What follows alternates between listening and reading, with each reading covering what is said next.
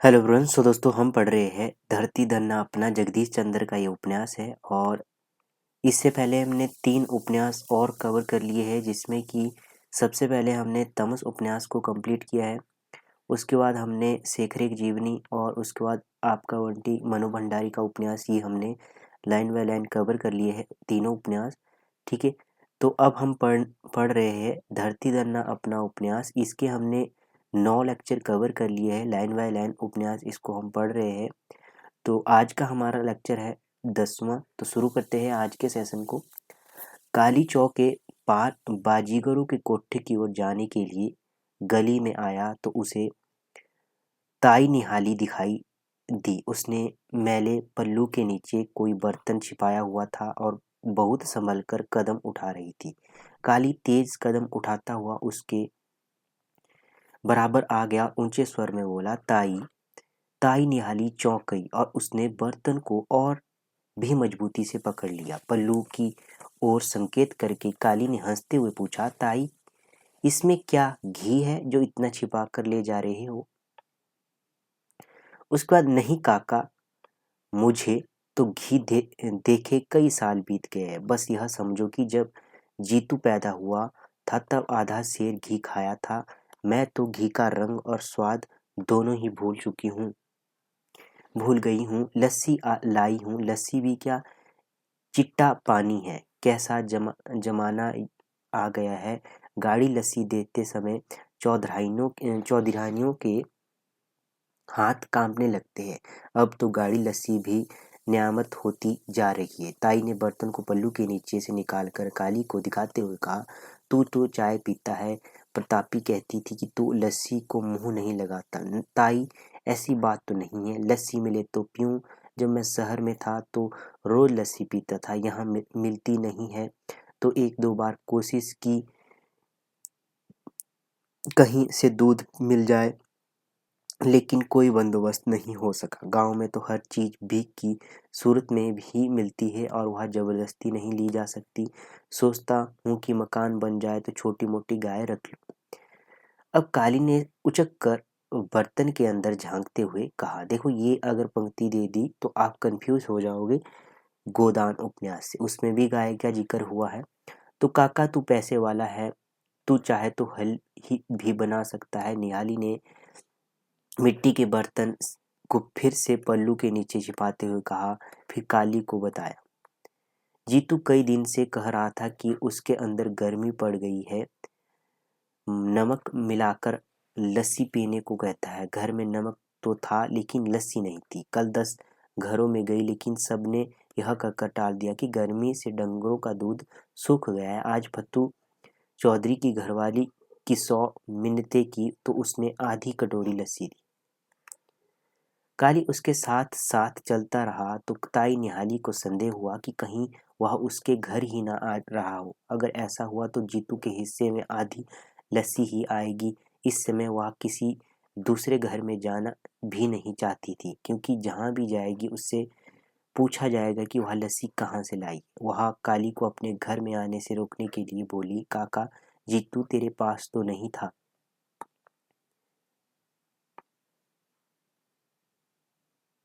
सवेरे मुंह अंधेरे ही निकल गया था, अभी तक नहीं आया। पता नहीं कहाँ चला गया होगा। तू कहाँ जा रहा है?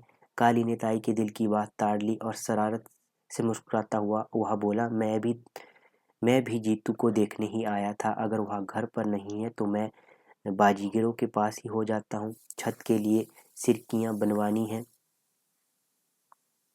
ताई निहाली ने घर में प्रवेश करते हुए खट से दरवाजा बंद कर लिया। जीतू के प्रति ताई निहाली के लाड प्यार के बारे में सोचता हुआ काली बाजीगरों के कोठों की ओर बढ़ गया। चौक के दूसरे किनारे के साथ साथ जंगखांड में होता हुआ काली बाजीगरों के कोठों की ओर मुड़ गया।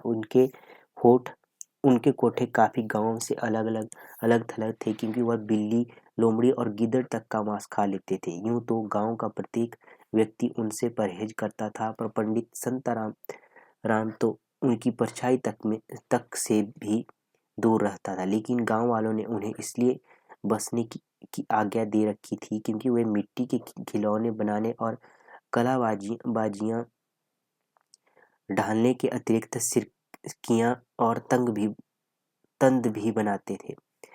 खुशियां और उसका चाचा रोड़ा अपने कोठों के पास खड़े काली की ओर देख रहे थे। रोड़े ने अपने आंखों पर हाथ की छतरी बना रखी थी। उसने सुर्खियों से पूछा खुशिये से पूछा, कौन आ रहा है? मैंने इसे गांव में पहले कभी नहीं देखा। कभी देखा नहीं। खुशिये ने कोई उत्तर नहीं दिया और काली की ओर एकटक देखता हुआ पहचानने की कोशिश करता रहा। जब वह उनके निकट पहुंच गया तो खुशिया प्रसन्नित हो बोला, काली? कौन काली? चमारों का काली? चमारों का काली? मैं समझा नहीं। वही जो गांव से भाग गया। सुना है शहर में बहुत पैसा कमाकर गांव लौटा है। खुशी ने उत्तर दिया, बड़ा बांका जवान है। काली की ओर निरंतर देखता हुआ रोड़ा 2 कदम आगे बढ़ गया। काली जब उनके बहुत निकट पहुंच गया तो खुशिया दौड़ पड़ा और उल्टी कलाबाजी लगा उसके सामने जा खड़ा हुआ। फिर मुस्कुराते हुए पूछा, काली सुना क्या हाल चाल है? तू सुना, मजे में हो ना? काली ने खुशी के हाथ पकड़ लिया और फिर रोड़े की ओर बढ़ता हुआ बोला, बंदगी चाचा। बंदगी? रोड़े ने भी काली का हाल चाल पूछा। कुछ समय तक इधर उधर की बातें करने के बाद काली ने पूछा, खुशी आजकल सिरकियां बनाते हो या कोई और काम धंधा कर लिया है? गांव में आज तक क्या कभी किसी का धंधा बदला है? सिरकियां नहीं बनाएंगे तो हल चलाएंगे। तुम्हें सिरकियों की क्या जरूरत पड़गी? रोड़े ने पूछा। काली मकान बना रहा है, खुशी ने बताया। अच्छा, रोड़ा चकित सा रह गया। पक्का मकान बना रहे हो या कच्चा? पक्का ही समझो। कितनी छतें होगी? एक ड्योढ़ी की, एक कोठड़ी की और आधी रसोई की। कितने सहतीर डालोगे? 2 ड्योढ़ी पर तो 2 कोठड़ी पर और एक रसोई पर।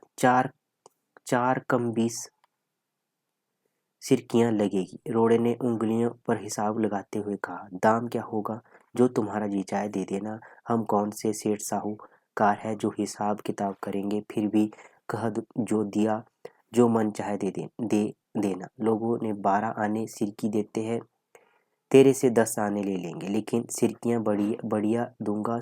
रस्सी की जगह तंद, लुमड़ी की आंतों को सुखाकर बनाई गई डोरी। तंद किसे कहते थे? लोमड़ी की आंतों को सुखाकर बनाई गई डोरी से गांठ होगा। काली आखिरी कोठे के पास खेल रहे बच्चों को देखने लगा। खुशिये का छोटा भाई बच्चों को कलाबाजियां सिखा रहा था। उसके हाथ में छड़ी थी और जिस बच्चे की कलाबाजी में कोई त्रुटि न रह जाती थी वह उसे पीटता था। उन्हें दिलचस्पी से देखते हुए काली ने पूछा, खुशिये अभी कलाबाजी का काम करते हो या छोड़ दिया? जब बाजी देखने वाले ही नहीं रहे तो बाजीगरी कौन करेगा? बहुत जोखम का काम है। हरामी को शौक है, 1-2 बार चोट खाने के बाद इसका भी शौक उतर जाएगा। 8 साल पहले तो यह बेलुगड़ा बिल्ली का बच्चा सा था, लेकिन अब लड़का हो गया है, सोहना जवान निकलेगा।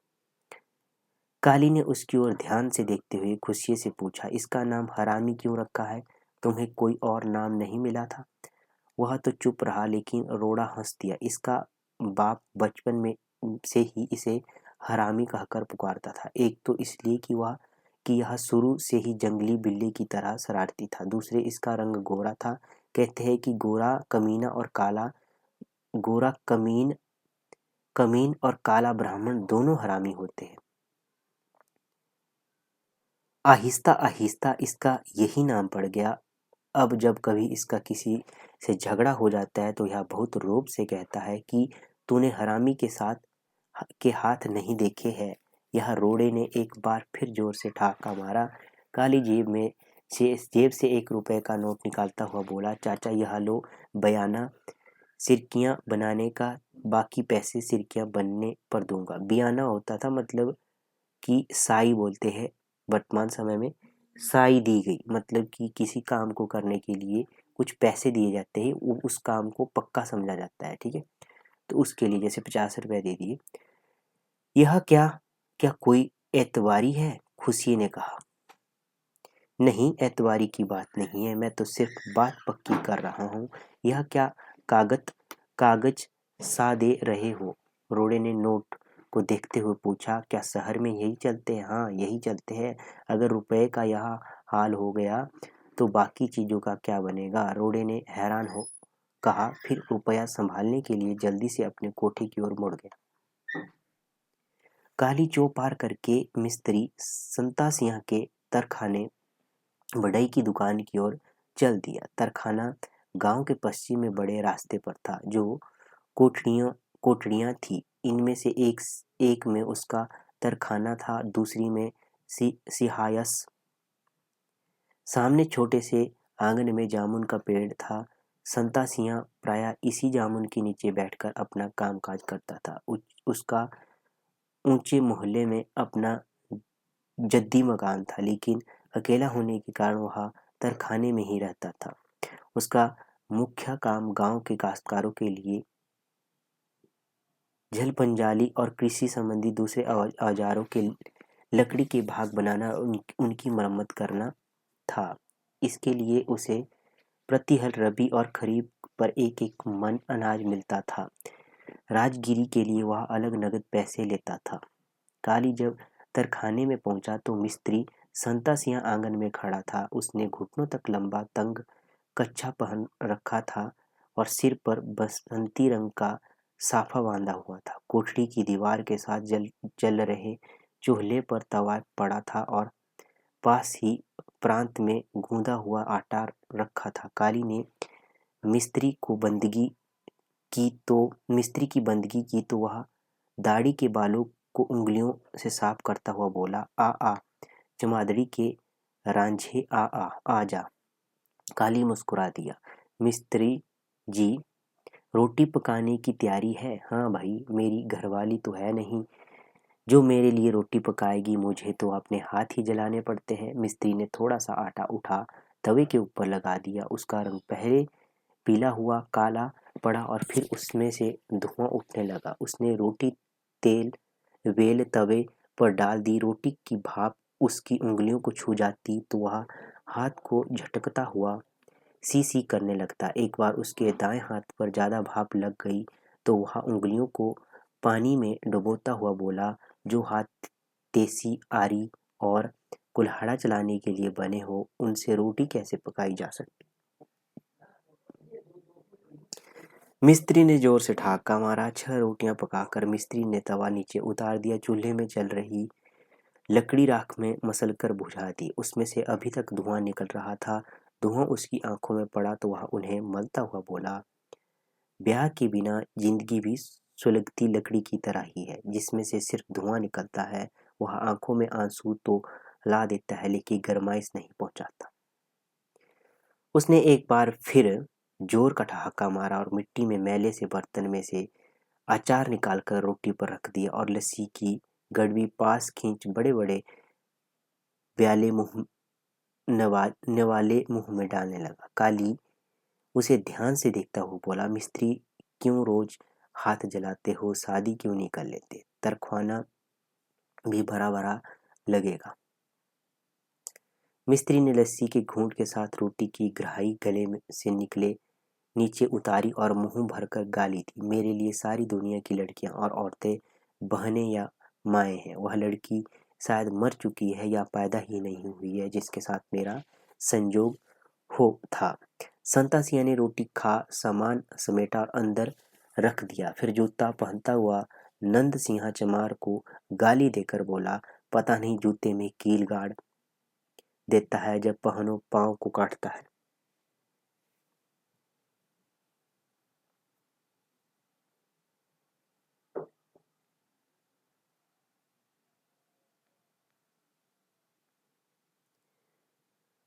उसके बाद तुम अपनी कसर कहीं और निकाल लेते हो। काली ने शरारत से कहा। फिर संता सिंह ने कान के पास मुंह ले जाकर बोला, मिस्त्री जी, तुम्हारा नंद सिंह की लड़की पासो के साथ क्या रिश्ता है?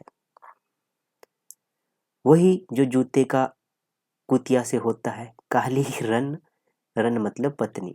वह जो अपनी ब्याहता हो, उसे सिर पर चढ़ाओ या पांव के नीचे दबाओ, कोई उंगली नहीं उठा सकता। लेकिन पराई जनानी मतलब स्त्री जो मुंह जोर घोड़ी की तरह होती है, पता नहीं कब बिदक जाए। संता सिंह ने आंखें फैलाते हुए कहा। कुछ क्षणों तक मिस्त्री जूते में पांव को हिलाकर कील की चुभन से बचाने का यत्न करता रहा। फिर दाढ़ी को खुजलाते हुए काली ने पूछा, सुनाओ, इधर कैसे आना हुआ? मिस्त्री जी, मेरा इरादा पक्का मकान बनाने का है। बुनियादें मैंने खोद ली है। अच्छा अच्छा, निक्कू के साथ तेरा ही झगड़ा हुआ था।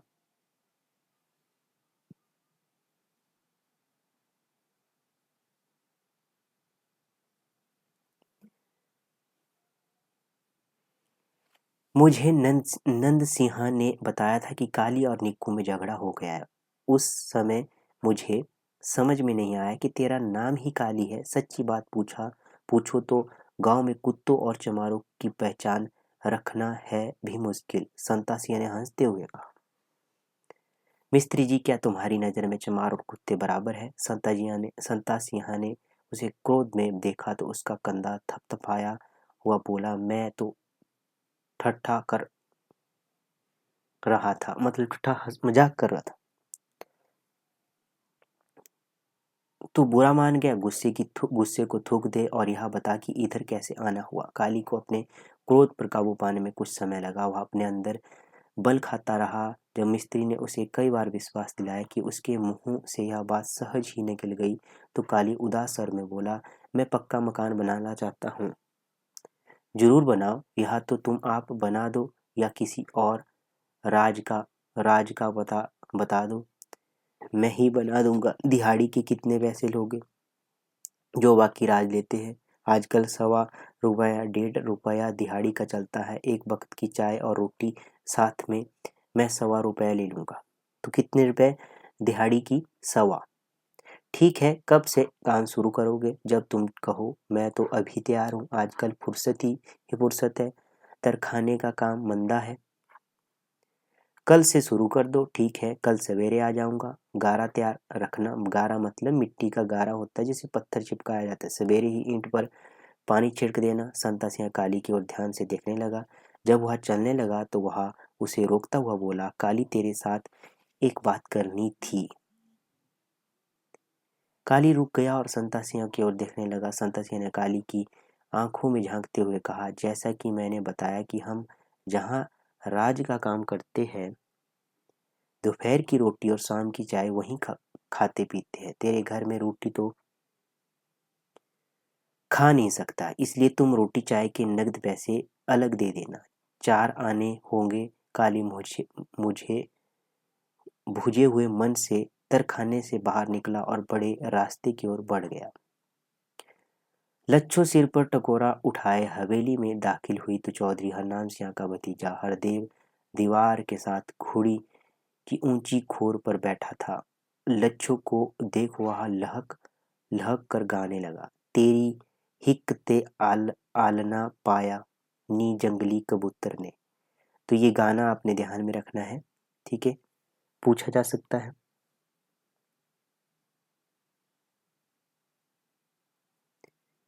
हरदेव 20-21 साल का बांका जवान सुबह सवेरे बाजीगरों के छोकरों से मालिश कराता और शाम को उनके साथ पकड़ मारता। तो कितने साल का? 20-21 साल का, यानी कि हरदेव कितने साल का है? 20-21 साल का है, ठीक है। उसके बाद उसने काली रेशमी डोर में सोने का ताबीज बांधकर गले में लटका रखा था। बाएं बाजू पर ताकत का ताबीज बांधा था। दाएं हाथ की कलाई पर अपना नाम और रानों पर एक ओर हनुमान की तस्वीर और दूसरी ओर एक परी की तस्वीर टैटू करवा रखी थी। उसके कपड़े हमेशा सरसों के तेल से भरे रहते थे और वह यूं चलता था जैसे अपनी ताकत की भोज तले दबा रहा हो। लच्छू ने घूमकर उसकी ओर देखा और तेज कदम उठाती हुई तबेले की ओर बढ़ गई। हरदेव ने दूसरा गीत शुरू किया। अब दूसरा गीत भी आपने ध्यान में रखना है, क्रम पूछा जा सकता है इस।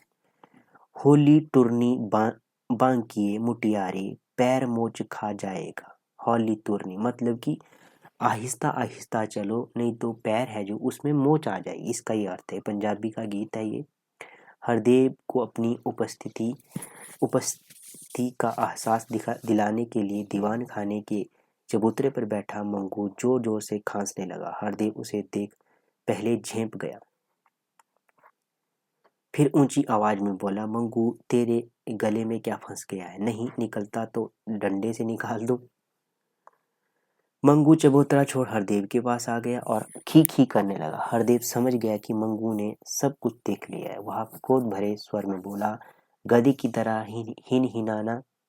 हिन हिना क्यों रहा है? मंगू उसे क्रोध में देख चुप हो गया। कुछ क्षणों के बाद उसके निकट जाकर वह गोपनीय स्वर में बोला, चौधरी यह प्रीतू की लड़की लच्छू है। हरदेव हैरान और उसकी ओर देखने लगा। मंगू की बात उसकी समझ में नहीं आई। सीधी तरह बात कर साला बुझारते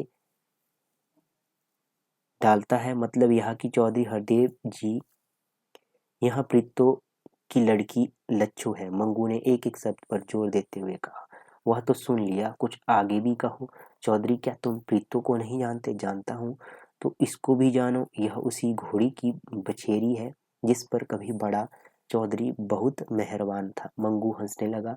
हरदेव ने मंगू की ओर देखा तो वह और भी जोर से हंस दिया। चौधरी अभी लंगोट की डाल के साथ बांधा है, यह नहीं कहीं गूंगे पहलवान की तरह तुम्हारा जिस्म भी न फट जाए। हरदेव ने अपनी चौड़ी छाती, गोल रानों, मजबूत पट्टों को देखा और दोनों बाजुओं को अकड़ाता हुआ बोला, चमार कसरत की है। चमारा कसरत की है, घी खाया है, दूध पिया है, तेरी तरह बाजरे की सूखी रोटी नहीं चबाई है। तो क्या हुआ? इसका फायदा तो किसी चमारन को ही होगा।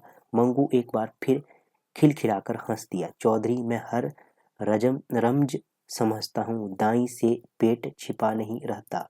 दाई से पेट छिपा नहीं रहता। हरदेव को गुस्सा आ गया और वह उसे उलझने ही वाला था कि मंगू उसके तेवर भांप हाथ जोड़ता बोला, चौधरी जी माफी देना, मैंने तो जो कुछ कहा तुम्हारी भलाई के लिए ही कहा। यह कबूतरी जंगली नहीं पालतू है, दाना देते ही बैठ जाएगी। मंगू की बातें सुन उसका मस्किन चेहरा देख हरदेव का गुस्सा दूर हो गया और वह प्रसन्नचित्त हो बोला, वाह मंगू तू बात पते की करता है।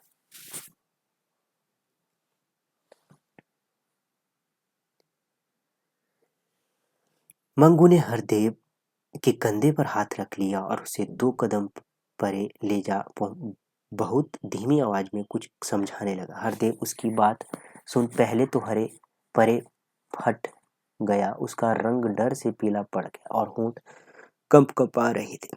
चौधरी होकर डरते हो? मंगू ने उसे छेड़ते हुए कहा। हर डर की बात हरदेव पर चाबुक की तरह पड़ी। वह रोब से बोला, चमार तू मुझे जानता नहीं है। उसने मंगू के कान में कुछ कहा, फिर दोनों ने इतने जोर से हाथ मिलाया कि मंगू बाद में कितनी ही देर तक अपना हाथ दबाता हुआ सहलाता रहा। लच्छू गोबर फेंक कर वापस आई तो हरदेव ने उसे रोब से आवाज देते हुए कहा, यह ले तबेले की कोठड़ी की चाबी। वहां गेहूं के सिट्टे बालियां मतलब सिट्टे बालियां पड़े हैं, उन्हें ले जाओ। कोठड़ी का दरवाजा खुला रहने देना ताकि उसमें ताजी हवा फिर जाए। लच्छू की समझ में कुछ नहीं आया। वह अभी निर्णय कर भी नहीं पाई थी कि उसका हाथ स्वयं ही चाबी की ओर बढ़ गया और वह टोकरा फेंक कोठड़ी की ओर चली गई। अच्छा चौधरी मैं चला, शिकारी को हींग खिलानी है, इससे वह खरगोश की बू फौरन सूंघ लेता है। मंगू दीवान खाने के चबूतरे की ओर चल दिया। चौधरी हरदेव घोड़ी की घोर के पास खड़ा कभी मंगू की ओर देखता, कभी फाटक की और कभी लच्छू की ओर। लच्छू ने तबेले की कोठरी का ताला खोल दिया तो वह आगे बढ़ा, लेकिन 2 कदम चलकर रुक गया। मंगू की ओर देखने लगा। मंगू ने हाथ से उसे जल्दी जाने का संकेत किया तो वह तेज-तेज कदम उठाता हुआ कोठरी की ओर बढ़ गया। लच्छो दरवाजा खोल अंदर चली गई। कोठरी भूसे में से भरी हुई थी।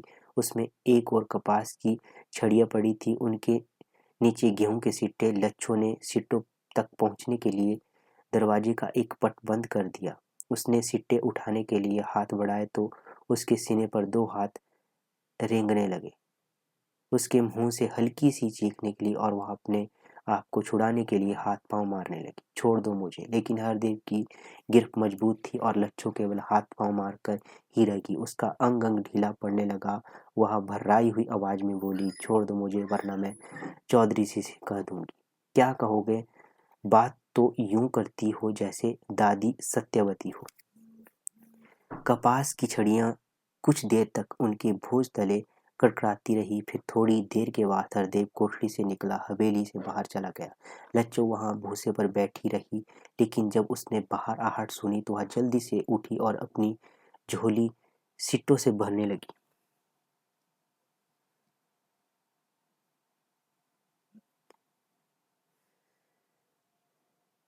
सिट्टों से भरने झोली भर उसने दरवाजे के दोनों पट खोल दिए। वह अपना टोकरा उठा बगल वाले दरवाजे से चौधरी की रिहायशी मकान में चली गई। उसने टोकरा एक ओर रख दिया और मन को मारती हुई बोली, चौधरानी जी रोटी दे दो। आंगन में गहरानी बर्तन साफ कर रही थी देवरानी।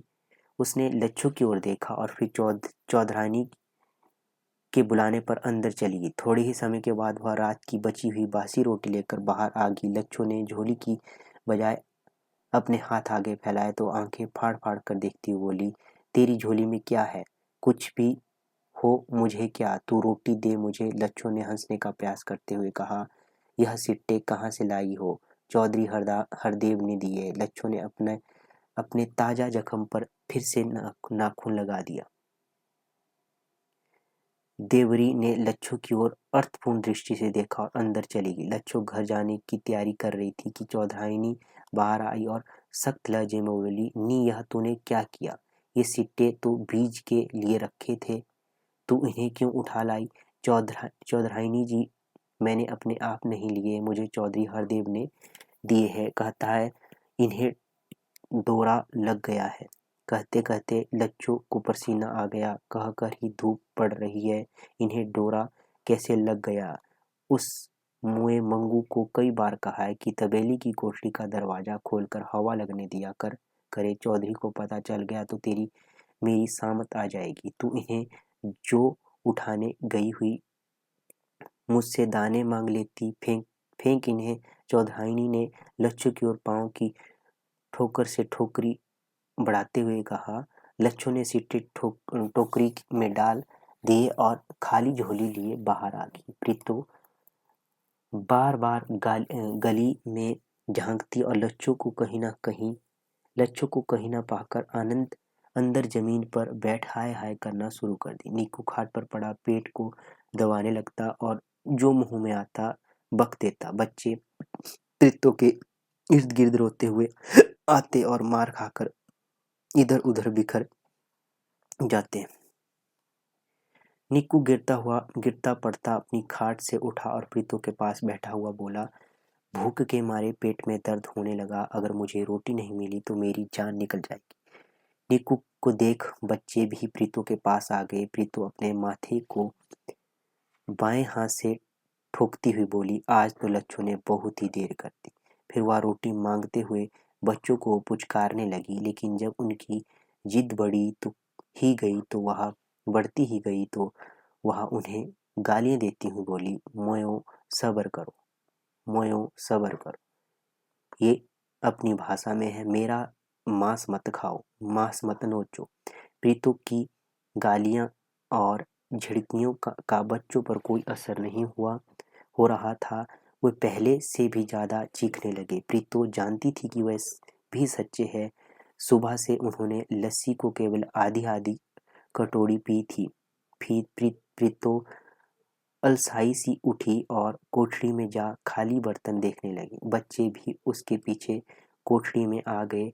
जब वह बर्तन उठा उसके अंदर झांकती तो बच्चे भी बर्तन पर झुक जाते, परंतु उसे अपने पेट की तरह खाली सा मायूस हो जाते। प्रीतु को जब सब बर्तन खाली नजर आए तो वह उसे क्रोध आ गया। उसने चौड़े मुंह वाले पीतल के देगचे में झांक कर देखा, उसमें मकड़ी के जाले लगे हुए थे। यह देख उसका क्रोध और भी बढ़ गया। वह तीखी आवाज में बोली, मेरी माँ ने देगचा तो यह सोचकर दिया होगा कि प्रीतु के ससुराल में पकवान पकते होंगे, लेकिन यहाँ जब से आई हूँ भंग ही भुनती देखी है। उसने देगचा उल्टा कर जमीन पर पटक दिया और गुस्से में बोली, बेच दो इसे, हमें इसमें कौन सी खीर पकानी है। उसका सबसे बड़ा बेटा अमरू तुरंत बोला, ला माँ, मैं बेच आता हूँ, बाबू ठठियार पुकारने बर्तन लेता है।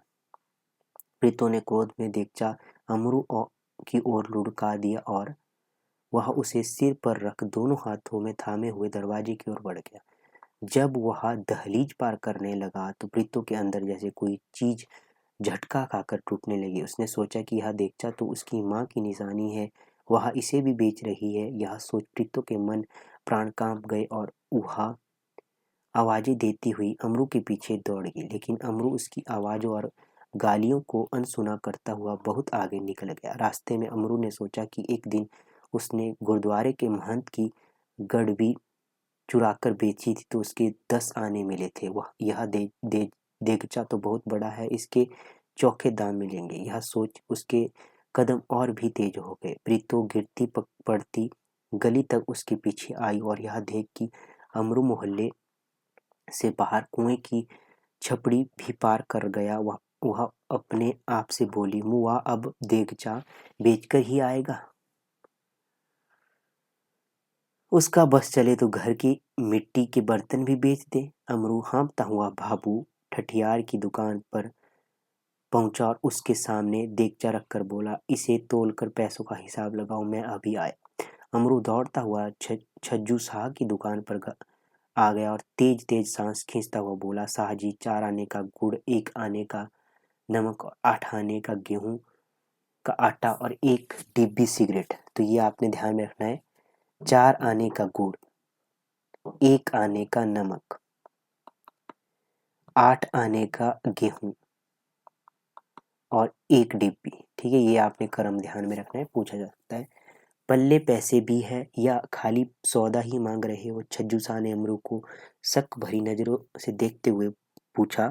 तुम सौदा बांधो, मैं अभी पैसे लाया। अमरू फिर बाबू ठठियार की दुकान पर आ गया। उसने इस दौरान में डंडी मारकर देगचा तोल दिया था। उसने अमरू के हाथ पर 1.5 रुपया रखा तो वह तिलमिला उठा।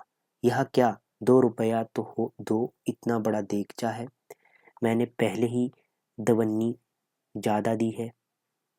ऐसे पुराने पित्तल के तो कोई इतने पैसे भी नहीं देगा, और फिर तू भी तो कहीं से चोरी करके ही लाया होगा। बाबू ठठियार ने देगचे के पैदे पर हथौड़े से 2-4 चोटें लगा उसका हुलिया बिगाड़ दिया और अपने आसन पर बैठे ही उसे पीछे कोठरी में फेंक दिया। अमरू कुछ और कहे बिना पैसे मुट्ठी में दबाए छज्जू शाह की दुकान पर आ गया। शाहजी, लाओ मेरा सौदा, कह उसने अपनी मुट्ठी खोल दी। छज्जू शाह ने अमरू के हाथ में पैसे देखे तो हैरान रह गया। तराजू संभालता हुआ बोला, कहीं से चोरी करके तो नहीं लाया? तेरे पास इतने पैसे कहाँ से आ गए? शाहजी, तुम्हें पैसों से मतलब या चोरी के हो या साधी के, इससे तुम्हें क्या लेना है? अमरू ने तीखे स्वर में कहा। बात तो ठीक है, मुझे तो केवल पैसों से मतलब है। छज्जू शाह को अमरू का लहजा बहुत बुरा लगा, लेकिन उसकी बात मन को भा गई। उसने सौदा तोलकर कागज के पूड़ों में बांध लिया। अमरू ने सिगरेट की डिबियां रास्ते में सरने नाई के घर की बाहरी दीवार में एक ईंट खिसकाकर छिपा दी। तो कहाँ पर छिपाई? सरने नाई के घर। ठीक है। लच्छो घर पहुंची तो प्रीतो उतावली हो बोली, कहाँ लगा दी इतनी देर, तेरी राह देखते देखते मेरी तो आंखें पक गई थी। लच्छो ने उसे कोई उत्तर नहीं दिया, खाली टोकरा फेंक उसने झोली से बासी रोटियां निकाल अपनी माँ के हाथ में थमा दी और एक और जमीन पर ही बैठ गई। बच्चे रोटियां देखते ही उछल पड़े और उन्होंने प्रीतो को घेर लिया। प्रीतो उन्हें पीछे हटाती हुई बोली, गुड़ की ढेली मांग लेती, मकई या बाजरे के दाने मांग लेती, चौधरानी को अपने बाप के बारे में बताती कि वह जख्मी हुआ पड़ा है। लच्छो ने फिर भी उसे कोई उत्तर नहीं दिया। प्रीतो उसे चुप देख क्रुद्ध स्वर में बोली, मैं कुत्तों की तरह भौंक रही हूँ, तू घटरानियों की तरह कानों में रुई ठोंसे बैठी है, मेरी बात का उत्तर क्यों नहीं देती। छोटे चौधरी ने गंदम के सिट्टे दिए थे, लेकिन चौधरानी ने वापस रखवा लिए। लच्छो ने प्रीतो की ओर देखे बिना ही कहा। प्रीतो उसकी ओर ध्यान से देखती रही, फिर उसका दिल पसीजने लगा। वह एकदम ही इस तरह चुप हो गई जैसे उसे गहरी चोट पहुंची। वह भूत की भांति खड़ी रही। बच्चे उसके हाथ से रोटियां झपड़ आपस में लड़ने लगे। फिर वह जैसे नींद में जाग उठी और बच्चों को गाली देती हूँ उनसे रोटी के टुकड़े छीनने लगी। मोए घर में कोई चीज रखने नहीं देते, आती बाद में खा पहले जाते हैं। फिर वह लच्छो को संबोधित करते हुए बोली, तुम्हें भी रोटी का टुकड़ा मिला या नहीं। वह उसके उत्तर की प्रतीक्षा किए बिना ही बच्चों को गालियां देने लगी, लेकिन उसे तुरंत ही एहसास हो गया कि गाली गलौज का कोई फायदा नहीं है, क्योंकि रोटियां बच्चों के पेट में पहुंच चुकी थी। कुछ देर तक वह एक ही जगह पर खड़ी सोच में डूबी रही, फिर धीरे धीरे कदम उठाती हुई बाहर आ गई। काली उनकी दीवार के साथ लगने वाली अपनी बुनियाद देख रहा था। प्रीतो उसके पास जाकर बोली, काली पुत्रा, हमारी तरह जगह बिल्कुल न छोड़ना। बरसात में पानी गिरने से दोनों दीवारें बौदी हो जाएगी। तेरी दीवार तो पक्की होगी इसलिए खड़ी रहेगी, लेकिन हमारी कच्ची दीवार बैठ जाएगी। नहीं चाची, मैंने आधा हाथ जगह छोड़ दी है। जब कभी पक्का मकान बनाओ तो अपनी दीवार इधर बढ़ा लेना। काली ने खाली जगह की ओर संकेत करते हुए कहा, काका, पक्का मकान कौन बनाएगा? यहाँ तो एक डंक की रोटी नहीं जुटती। तेरा चाचा खाट पर पड़ा है, 3 दिन में मेरा अंग अंग दर्द कर रहा है। लच्छू प्रीतो आगे कुछ कह न उसकी सकी और बात का रुख बदलती हुई बोली, मैं बाहर निकली थी कि किसी के घर से आटे की चुटकी मांग लाऊं ताकि बच्चों के पेट में कुछ तो जाए। फिर वह कुछ क्षण चुप रहकर बोली, सोना, तेरी चाची कहाँ है? यही है चाचे का अब क्या हाल है? काली ने पूछा। कोई हाल नहीं है, खाट पर पड़ा है, हाय कर रहा है, प्रीतो ने उत्तर दिया। कोई दवा दारू किया या नहीं? दवा दारू? प्रीतो ने काली की ओर अजीब सी नजरों से देखा और खोखली हंसी के साथ बोली, सवेरे से सब भूखे बैठे हैं, घर में नस्वार लेने के लिए भी आटा नहीं है, दवा दारू कहाँ से करूंगी? प्रीतो की आंखें भर आई और उसने आंखें पूछते हुए कहा, घर से निकली थी कि किसी से बाजरे या मकई का आटा मांग लाऊं? चाची से ले लो, कह काली स्वयं काली चाची की ओर बढ़ गया और उसकी खाट के पास जाकर बोला, चाची, आटा कहाँ पड़ा है? चाची प्रीतो मांग रही है। इतने में प्रीतो भी चाची के पास आ गई और इसका हाल पूछने लगी। चाची ने निक्कू का हाल पूछा तो तुनक कर बोली, ठीक है, उस समय तो उछल रहा था, अब दिनों के लिए खाट के साथ बंध गया है।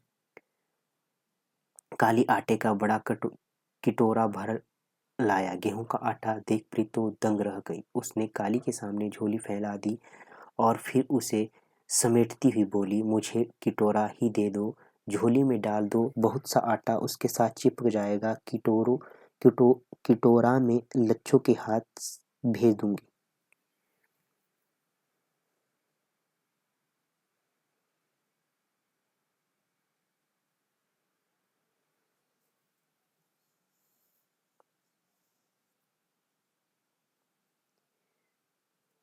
प्रीतो आटे का किटोरा ले अपने घर जाने के लिए गली में आ गई, लेकिन फिर पलट आई और चाची से बोली, गुड़ हो तो एक पैसी दे दो।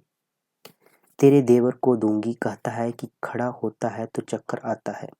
मेरे घर में तो नाम के लिए भी गुड़ नहीं है। वह चाची धीमे स्वर में बोली, काका खंड वाली चाय पीता है, मैं भी जब कभी दिल चाहे उसी से मीठा कर लेती हूँ। प्रीतो हैरान सी सोचने लगी कि काली गेहूं का आटा खाता है, सांड पीता है, सॉरी खांड पीता है, इसलिए तो इतना अक्लमंद है। उसे यूं महसूस हुआ जैसे काली बहुत अमीर हो। आटा ले प्रीतो अपने घर चली आई और लच्छो के हाथ में थमाती हुई बोली, ले तू तो रोटी बना। वह स्वयं निक्कू के पास जमीन पर बैठती हुई बोली, देख काली गेहूं का आटा खाता है, खांड पीता है, और एक तू है कि सारी उम्र घर में पड़ा खाट तोड़ता रहा। अगर तू भी शहर चला जाता तो हम सब सुख चैन से रहते। फिर वह दीवार के सहारे अधलेटी अपने आप से बुदबुदाने लगी, अच्छे कर्म किए हैं इन लोगों ने जो सुख भोग रहे हैं। घर में गेहूं का आटा देख सब बच्चे लच्छों के गिर्द जमा हो गए, जैसे आज कोई विशेष चीज पक रही हो। मैं 4 रोटियां खाऊंगा, मैं 6 खाऊंगा, मैं सब खा जाऊंगा। बच्चे आपस में बहस करते करते हाथ पाई तक पहुंच गए। इतनी देर में अमरू भी देगचा बेच सामान खरीद लाया। प्रीतो ने उसकी झोली को ऊपर तक भरे हुए देखा तो खींच कर बोली, मोया बेच आया देगचा, जब तक पड़ा था तेरी आंखों में खटकता रहा, अब सब्र हो जाएगा। अमरू ने प्रीतो की बात को अनसुना करते हुए कहा, गेहूं का आटा लाया हूं, गुड़ गुड़ और नमक भी। प्रीतम ने गुड़ का नाम सुना तो देगचे को भूल गई और चीखती हुई आवाज में पूछा, कहाँ है गुड़, ला मुझे दे। अमर ने 2 ढेलियां रखकर बाकी गुड़ उसके सुपुर्द कर दिया। प्रीतम ने गुड़ की एक ढेली लच्छू की ओर फेंकते हुए कहा, ले पुत्र तू खा ले, तुझे तो गुड़ बहुत प्यारा है। बच्चे गुड़ पर टूट पड़े और प्रीतो की चीखने चिल्लाने और मारपीट करने के बावजूद छीना झपटी करके इधर उधर भाग गए। प्रीत को देगचा फिर याद आया तो वह अमरू को गालियां देते हुए बोली, मोया घर उजाड़ू है बेटा, बाप से भी 2 कदम आगे निकल गया है। आज देगचा बेच आया है, कल माँ बहन को बेच आएगा। यह सुन लच्छो चौंक गई और आटा गूंथती हुई सोचने लगी कि माँ घर से आटा उधार मांगने गई तो आटा ले आई। अमरू देगचा बेचकर आटा और गुड़ दोनों ले आया, लेकिन वह अपना सब कुछ लुटाकर भी खाली हाथ वापस आ गई। लच्छो की आंखों से टप टप आंसू गिरकर आटे में मिलने लगे। तो यहीं तक पढ़ते हैं आज के सेशन को, बाकी मिलते हैं नेक्स्ट सेशन में। तब तक के लिए जय हिंद, जय भारत।